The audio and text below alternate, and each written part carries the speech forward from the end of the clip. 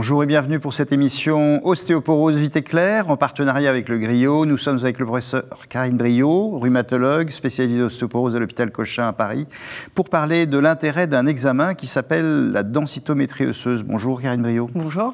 Alors, en quoi consiste une densitométrie osseuse? Qu'est-ce que ça mesure exactement et c'est quoi l'utilité de cet examen? Une densitométrie osseuse, c'est une mesure donc, de la masse osseuse par une technique de radio, la quantité d'os, mais également ça reflète la qualité de l'os, ce qui s'appelle donc une ostéodensimétrie. C'est un examen à rayon X très faiblement irradiant, vraiment quasiment pas irradiant, qui va mesurer la masse osseuse à deux sites, la colonne et la hanche, pour savoir si les patients ont une ostéoporose. Et alors, qui est-ce qui doit faire une densitométrie osseuse? Alors, il y a les femmes, on dit, après la ménopause. Est-ce qu'il y a d'autres personnes à qui il faut le faire? Oui, il y a des indications où cet examen est remboursé pour le dépistage de l'ostéoporose. Donc, c'est, on va dire, chez les hommes, les femmes et les enfants, dès qu'il y a une fracture de faible traumatisme, c'est-à-dire équivalente à une chute de sa hauteur. Donc là, normalement, l'ostéodensitométrie est remboursée. Et puis après, en dehors de fractures, dans des conditions de maladie ou de facteurs de risque particuliers, chez l'homme et chez la femme. Et à partir de cette densitométrie initiale, on a un référentiel. Quand est-ce qu'il faut la refaire? Ça dépend bien sûr, j'imagine, des circonstances. Ça dépend des circonstances et du résultat. Donc en fait, ça donne un résultat qui compare les sujets par rapport à une population de référence de même sexe et âgée de 30 ans, où on estime avoir le maximum de masse osseuse.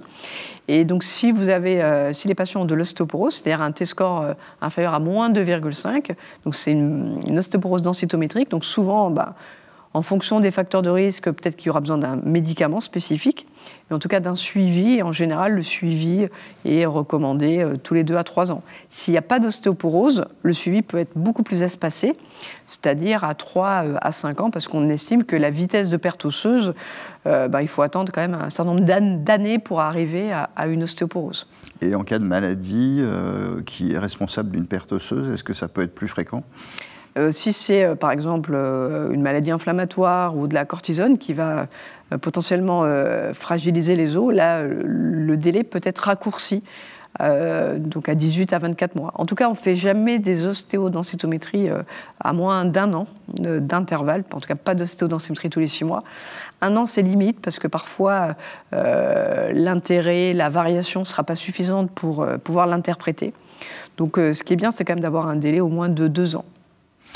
Et alors, vous avez l'air de considérer que c'est un examen très très important pour évaluer le risque d'ostéoporose, et pourtant, beaucoup de gens se plaignent du fait qu'il peut y avoir des fractures ostéoporotiques chez des gens qui n'ont pas d'ostéoporose densitométrique, qui ont une simple ostéopénie avec des valeurs pas très éloignées de la normale. Oui, en tout cas, donc c'est important pour faire le diagnostic d'ostéoporose densitométrique, même si on sait qu'il y a des patients qui font des fractures et qui ont une densité osseuse qui n'est pas dans le seuil de l'ostéoporose, et on sait que parfois il y a des facteurs de risque ou des maladies qui font très peu baisser la densité osseuse. Néanmoins, quand on a une ostéoporose densitométrique, on sait qu'on a...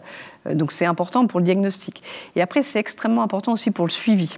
Parce qu'aujourd'hui, un des éléments d'évaluation du suivi des médicaments, c'est sur le gain de densité osseuse. Il y a des données qui montrent que chez un patient qui ne gagne pas, il n'y aura probablement pas d'efficacité contre les fractures. Donc, bien sûr, ce n'est pas le seul outil du suivi, mais c'est un outil important pour le suivi. Donc, l'ostéodensitométrie est vraiment au centre de la prise en charge de l'ostéoporose. Et donc on mesure la quantité d'os, et les personnes qui font des fractures sans perte de quantité osseuse, ça veut dire qu'il y a d'autres paramètres qui interviennent et qui ne sont pas évalués suffisamment par la densitométrie? Oui, alors bon, l'ostéodensitométrie, ça existe depuis plus de 30 ans. C'est quand même un bon outil pour évaluer la résistance osseuse. Ça mesure effectivement la masse osseuse, mais aussi c'est très bien corrélé à la résistance osseuse. Donc c'est un très bon outil, mais c'est pas parfait. Il y a effectivement d'autres circonstances où on peut perdre de la qualité de l'os, de l'épaisseur de l'enveloppe autour de l'os qui s'appelle la corticale, qui n'est pas bien mesurée en ostéodensitométrie, la qualité des travées, la qualité de la matrice osseuse est parfois pas bien estimée, et pas estimée par l'ostéodensitométrie. Et donc, ce qui peut expliquer le résultat qui est bon alors qu'on fait des fractures. Mais quand même, dans la très grande majorité des cas, c'est très bien corrélé à la résistance osseuse. Et c'est un très bon outil et malheureusement pas assez fait pour dépister l'ostéoporose. Est-ce qu'il y a des cas où on peut décider d'un traitement anti-ostéoporotique sur le seul fait de la valeur mesurée en densitométrie osseuse? Oui, il y a des circonstances, notamment c'est des fractures, où on sait que le risque de refracture est tel que quelle que soit la valeur de la densité osseuse, le risque de fracture est supérieur au résultat de la densité osseuse. Donc par exemple, c'est la fracture du col du fémur, la fracture de vertèbre, sont des fractures où il est important de faire l'ostéodensitométrie parce qu'elle va être utile pour le suivi, pour décider du type de médicament, de la durée du médicament.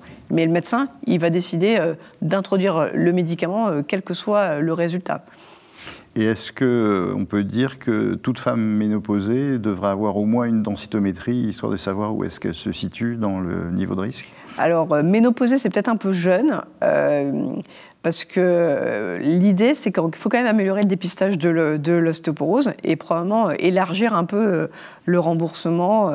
Moi, en tout cas, un certain nombre d'experts préconisent plutôt une ostéodensitométrie à 65 ans, vous voyez, comme le bilan près des pré-retraites un peu, pour vraiment trouver des ostéoporoses. Juste à la ménopause, c'est probablement un peu jeune pour recommander une ostéoporose à toutes les femmes ménopausées sans facteur de risque.